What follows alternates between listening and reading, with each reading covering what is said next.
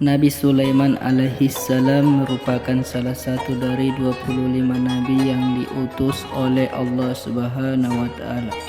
Seperti kisah nabi lainnya, kisahnya banyak disebutkan melalui ayat-ayat firman Allah Subhanahu wa taala di dalam Al-Qur'an.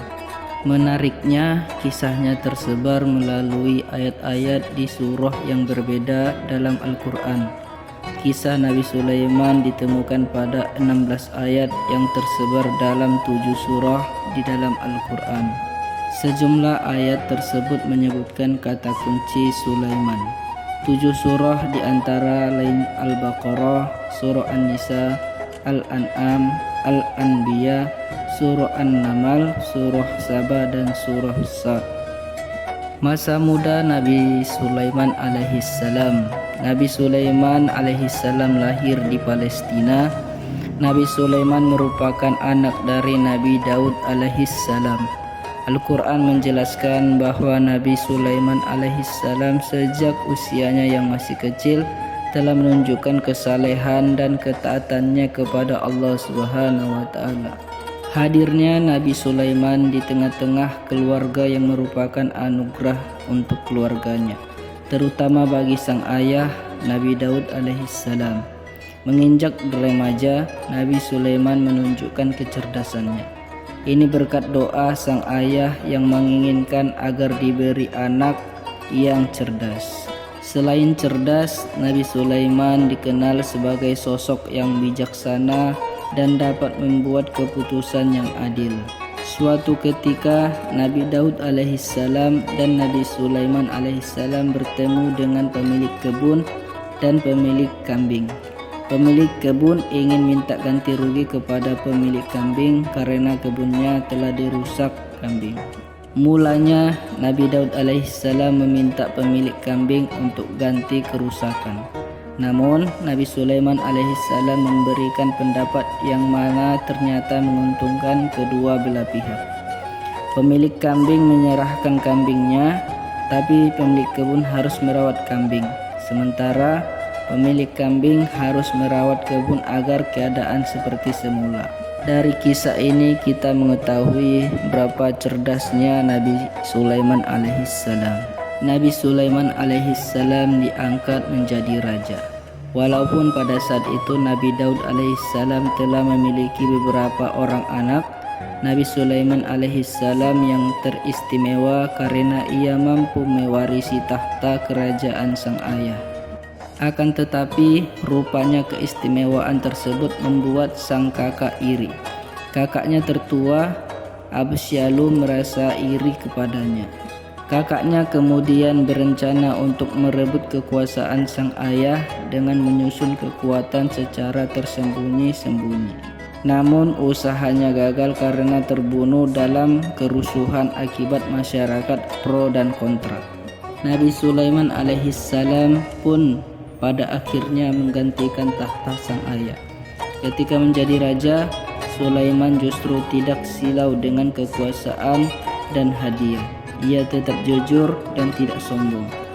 Saat menjadi raja, Nabi Sulaiman alaihissalam mengandalkan burung hudhud untuk bersurat. Dari burung hudhudlah Nabi Sulaiman tak sengaja dipertemukan dengan Ratu Bilqis. Singkat cerita, burung hudhud itu belum kembali ketika Nabi Sulaiman alaihissalam mengadakan acara. Setelah burung itu kembali, ia mengatakan bahwa terdapat kerajaan yang tak kalah besar bernama Kerajaan Saba. Kerajaan itu dipimpin oleh seorang ratu bernama Ratu Bilqis, di mana kerajaan Sabah ini yang dipimpin oleh Ratu Bilqis menyembah matahari. Mendengar itu, Nabi Sulaiman alaihissalam berkeinginan untuk menyurati Ratu Bilqis. Sebagai utusan Allah Subhanahu wa taala, ia ingin mengajak Ratu Bilqis dan rakyatnya untuk memeluk agama Islam. Setelah bersurat, Ratu Bilqis terkejut dan mendiskusikannya pada penasihat kerajaan. Ratu pun berpesan balik pada Nabi Sulaiman. Seharusnya ia segan karena negeri yang dipimpin Ratu Bilqis adalah negeri yang besar dan kuat. Lalu Ratu Bilqis mengutus anak buahnya untuk mengirimkan hadiah berupa harta benda yang berlimpah untuk Nabi Sulaiman alaihissalam. Kemudian Nabi Sulaiman bersurat lagi dengan Ratu Bilqis. Balasan Nabi Sulaiman alaihissalam lebih mengejutkan Ratu Bilqis. Isi dari surat Nabi Sulaiman alaihissalam kepada Ratu Bilqis, apa yang Allah berikan kepadaku lebih baik daripada yang Allah berikan kepadamu, tetapi kamu merasa bangga dengan hadiahmu. Kembalilah kepada mereka, sungguh kami pasti akan mendatangi mereka dengan bala tentara yang mereka tidak mampu melawannya, dan akan kami usir mereka dari negeri itu secara terhina, dan mereka akan menjadi tawanan yang hina. Nabi Sulaiman alaihissalam berkata. Ratu Bilqis pun akhirnya berniat menyembayangi istana sang nabi. Dengan niat menyembangi atau berkunjung kepada kerajaan Nabi Sulaiman alaihissalam, Nabi Sulaiman kemudian meminta golongan jin untuk membawa singgasana Ratu Bilqis sebelum mereka datang menyerahkan diri. Dalam waktu sekejap, singgasana Ratu Bilqis berada di istana Nabi Sulaiman alaihissalam. Begitu sampai di istana Nabi Sulaiman alaihissalam, Ratu Bilqis tak hanya terkejut dengan singgasananya yang sudah berada di istana, tetapi juga kemegahan istana Nabi Sulaiman alaihissalam. Saat diminta masuk ke dalam istana, Bilqis bahkan menyikapkan pakaiannya karena mengira sedang melewati kolam air. Ratu Bilqis kemudian berserah diri dan mengaku kebesaran Allah Subhanahu wa Ta'ala. Dan begitu banyak mukjizat yang Nabi Sulaiman terima dari Allah Subhanahu wa Ta'ala. Sepanjang hidupnya Nabi Sulaiman alaihissalam diberikan kelebihan yang tak dimiliki manusia lain.